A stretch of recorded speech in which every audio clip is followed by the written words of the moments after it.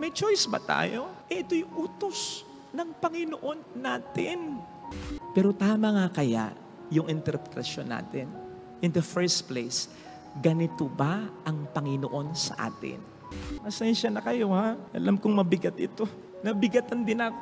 Sabi ko, isesermon ko ba ito? Akala ko okay na yun eh.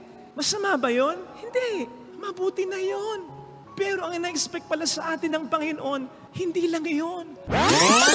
Narinig po natin sa ating mabuting balita, ang isa yata sa pinaka, kung hindi man ito ang pinaka, mahirap na utos. Jesus, mahalin natin ang kaaway natin. Inelaborate pa niya ha, gawa na daw natin ng mabuti. Pagpalain natin, idalangin natin. Yung iba, hindi ko na uulitin sapagkat bukod sa narinig nyo na din, baka mas lalo pang bumigat ang loob natin kung ito'y siseryosohin natin, tanggapin. But then, may choice ba tayo na hindi ito seryosong tanggapin? Ito'y utos ng Panginoon natin. Na kung hindi man natin concern ngayon, wala namang kaaway, ay siguradong magiging concern din natin pagdating ng panahon sapagkat siguradong darating ang punto na may mananakit din sa atin, may magkakasala sa atin, may makakaaway tayo. No wonder kapag ini-interpret natin ang salita ng Diyos na ito. At ako mismo, guilty dito. Para bang winawater down natin ito? Pinapagaan natin yung meaning kahit papaano para masunod lang natin. Halimbawa, ini-interpret at sinasabi natin na ang pagmamahal na sinasabi ng Panginoon dito na dapat ay mayroon tayo sa kaaway natin ay yung maghangad lang tayo ng maganda sa kanila. Sana magbago sila, sana makita nila yung pagkakamali nila, yung maging civil lang tayo sa kanila. At hindi yung makaramdam pa tayo ng pagmamahal o makaramdam tayo ng maganda para sa kanila. Katulad ng nararamdaman natin sa mga taong kamahal-mahal sa buhay natin. Doon lang natin ini-interpret kung minsan yung inuutos na ito ng Panginoon sa atin. Kasi mas madali nga naman yun eh. Yung maghangad lang tayo ng maganda sa kanila, maging civil lang tayo sa kanila, yung huwag na lang tayong gumanti sa kanila, kaysa yung makaramdam pa tayo ng something good o maganda sa kanila. Mahirap yon. Baka nga imposible pa. Pero tama nga kaya yung interpretasyon natin. In the first place, ganito ba ang Panginoon sa atin? Ang sabi po sa Romans 5 verse 10, we were enemies of God because of our sins. Pero dahil sa kamatayan at pagkabuhay ni Jesus, inangkin niya tayo bilang mga kaibigan niya. Therefore, bilang mga anak niya. And when God accepts us as His friends, even though we became His enemies because of our sins, God isn't like, sige, maghahangad pa rin ako ng maganda para sa inyo. Pero dahil nagkasala kayo, magbabago na yung pakiramdam ko sa inyo. May mga blessings akong hindi na ibibigay sa inyo. Hindi na ako ganun kalambing sa inyo, ka-thoughtful sa inyo, ka-expressive sa inyo. Huwag na kayong umasa na ganun pa rin ako kasi nagkasala na kayo. O hindi ba ganun tayo? Kapag may nagkasala sa atin, pinatatawad ko na po pero ayaw ko nang kibuin. Ang Diyos ay ganun ba sa atin? Alam natin hindi. Alam natin na sa kabila ng ating mga pagkakasala, He still accepts us as His friends. Pero ganun pa rin ang pakiramdam niya sa atin. Hindi lang siya naghahangad ng maganda pa rin para sa atin, kundi tayo ay minamahal niya pa rin. Hindi nagbabago ang kanyang pagtingin at pag-ibig sa atin. So hindi nga kaya ito rin ang ina-expect niya sa atin? Pasensya na kayo ha. Alam kong mabigat ito. Nabigatan din ako. Sabi ko, isesermon ko ba ito? Akala ko kasi okay na yung ginagawa natin. Yung ginagawa ko, di na lang ako gagante. Civil na lang. Nakalimutan ko na yung ginawa niya sa akin. Pero, hindi na ako katulad ng dati. Akala ko okay na yun eh. Masama ba yun? Hindi. Mabuti na yun. Pero ang ina-expect pala sa atin ng Panginoon, hindi lang yun. Yung mas mabuti pa doon. Nakita po ninyo, ang sabi dito ay, kapag sinampal ka sa isang pisngi, hindi naman niya sinabing, miwas ka na lang, huwag ka nang gumante, okay na yon. Hindi niya sinabi yon. Ang sabi niya, ibigay mo pa yung isa mong pang pisngi. Ang sabi dito, kapag inagaw ang balabal mo, huwag ka nang magbigay ka ng kahit ano. Ang sabi dito, ibigay mo pati baro mo. So hindi lang niya tayo pinagagawa ng mabuti. Pinagagawa pa niya sa atin ang mas lalong mabuti. Ang hirap nito. Kaya nga siguro, special na bahagi ito ng panalangin itinuro sa atin ni Kristo eh. Bukod pa sa, bigyan mo kami ng aming kakanin sa araw-araw. Kasi, kailangan niyan. Literally, ng ating katawan. Sustenance. Pero may kailangan din ng pananampalataya natin eh. May kailangan din ng kaluluwa natin. At ito yun. Ang sabi niya, sabihin niyo rin, patawarin mo kami sa aming mga sala, gaya ng pagkapatawad namin sa nagkakasala sa amin.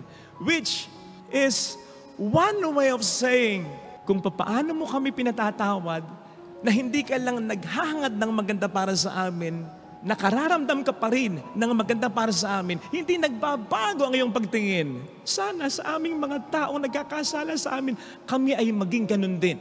Sinama ng Panginoon yon kasi alam niya, with ourselves alone, hindi natin kakayanin.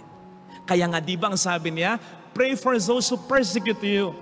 Kasi parang sinasabi ng Panginoon dito, yung sinasabi ko sa yung patawarin mo yung nagkasala sa'yo, maging ganun ka pa rin sa kanila, hindi ka magbago, mahirap yun. Pero tutulungan kitang gawin yun.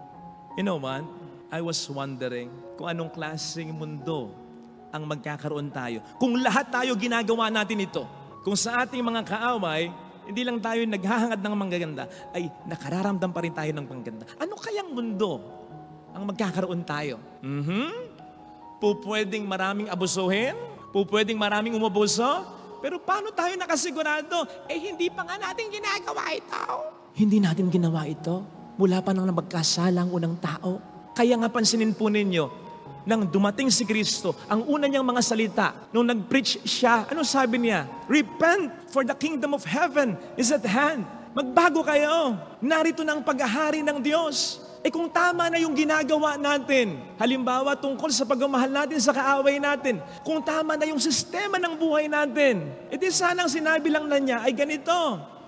Just go on with what you're doing. Wag yun nang baguhin. Okay na yan. Hindi. Sabi niya, baguhin nyo yan. For your ways are not like my ways.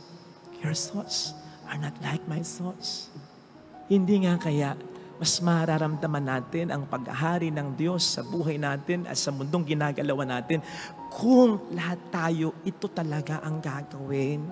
Hindi ba't ang Panginoon din ang mismong nagsasabi sa atin na kapag gumagawa tayo ng mabuti sa taong nagkakasala sa atin, para tayong nagpapabaga sa ulo niya ng uling.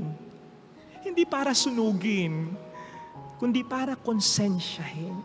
Nasabi ko na sa inyo minsan, ng pinaka matinding paghihiganti ay hindi yung gumawa ka rin ng masama sa kanya. Ang pinaka matinding paghihiganti, yung sa kabila ng ginawa niya. Yes, ayon sa batas, idemanda kung ididemanda. Pero yung pakitahan mo pa rin siya ng maganda.